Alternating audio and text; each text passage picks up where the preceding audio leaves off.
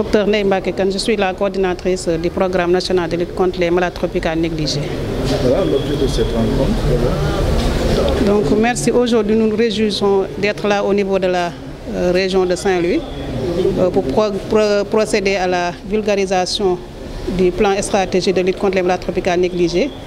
qui a été élaboré pour la période de 2022 à 2025.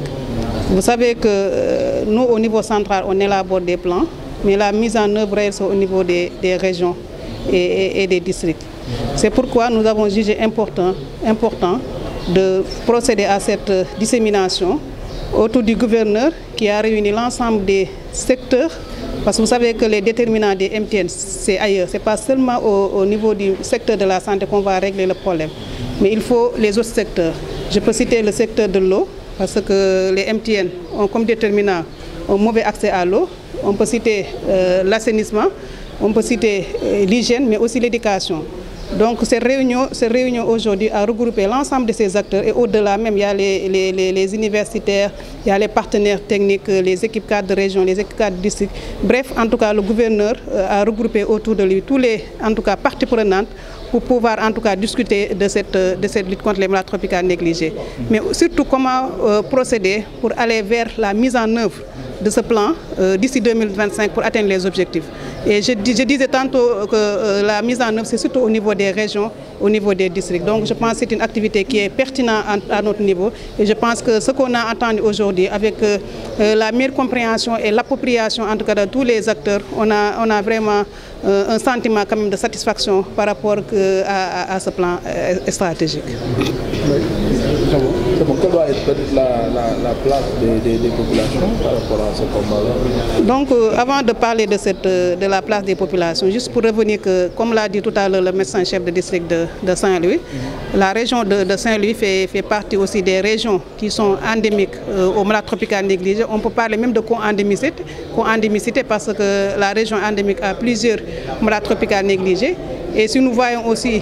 la région de Saint-Louis fait partie des régions du bassin du fleuve Sénégal, où la bilharziose en tout cas constitue un problème de santé au niveau du Sénégal. Donc aujourd'hui, ce que nous voulons, c'est que d'ici 2025, qu'on puisse réduire davantage la prévalence de cette maladie au niveau de Saint-Louis. Et pour ce faire, il faut quand même une meilleure implication de la communauté pour adopter des comportements en tout cas favorables à la non-transmission de la bilharziose, mais aussi pour les autres maladies tropicales négligées de manière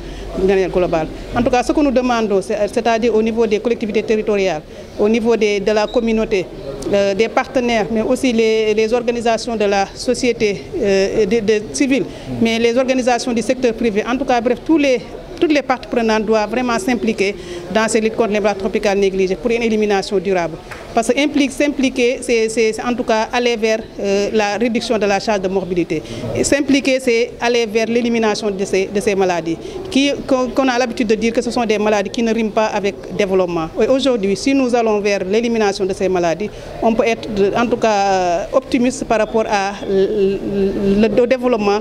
aussi bien de la région, mais aussi au niveau du Sénégal de manière globale. Tey dañu am mbégte ñëw fii ci région de Saint-Louis ginnaaw bi ñu defee Louga parce que dem nañ Louga dem Matam yaakaar naa fi mooy suñu dernière région ci zone nord bi am nañ mbégte ñëw fii pour partager ci kanamu gouverneur li ñu naan plan bi nga xam ne dañ koo tëral jëmale ko ci wàllum xeex feebar yi ñu naan maladies tropicales négligées muy feebar yi nga xam ne dañ ko yàgg soofanteel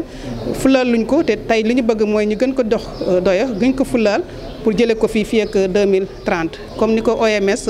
rëddee ñun tamit Sénégal ñu nekk ci taxaw tànk yooyu pour dem ba jeexal feebar yi fii suñu dëkk. li ko waral nag mooy dañu bëgg ne fii ci région bi gis nañ ne feebar yi ku koy xeex du waa santé rek ñoo koy xeex il faut que yeneen secteurs yi boo jëlee éducation nga jël hygiène assainissement ñëpp dañ ci war a jàpp nga jël élevage parce que xam nañ ne rage c'est une maladie zoonotique te bu ñu xeex rage aussi il faut que ñu collaborer ak waa secteur de l'élevage dañ xam ne feebar yooyu ñun rek mënuñu ko xeex moo tax dafa am solo tey ñu nekk ci kanamu gouverneur ak ñi nga xam ne ñëpp ci lañ bokk muy collectivités territoriales yi mais aussi les acteurs communautaires en tout cas partenaires yi société civile yi mais aussi organisation du secteur privé ku nekk xam li nga war a def pour jàppale programme bi ci xeex feebar yooyu te yaakaar naa ne liñ fi wax tey dal na suñu xel parce que gis nañ ne ñu bëree bëri vraiment joxe nañ engagement mais aussi leeral nañ waxtaan nañ ci nan la ñuy def ba vraiment fii ak at yi di ñëw nan la ñuy def ba feebar yi nga xam ne dañ ko nemmeeku fii ci région bi jëm ci wàllum malade tropical négligé mën ko fi jëlee ba faaw.